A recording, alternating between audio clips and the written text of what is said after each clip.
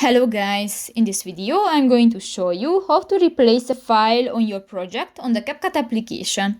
But first of all, I just want to mention, please don't forget to subscribe to our channel, because at 100,000 subscribers we are going to show you our YouTube revenue statistics and growth strategy how to make money online. So let's jump into it. First of all, open the application on your device.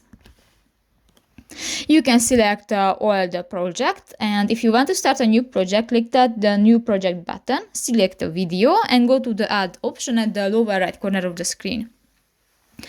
You go to the edit option at the lower left corner of the page, and in the lower bar you can find the replace button. Click that and you can select another video or other on your device.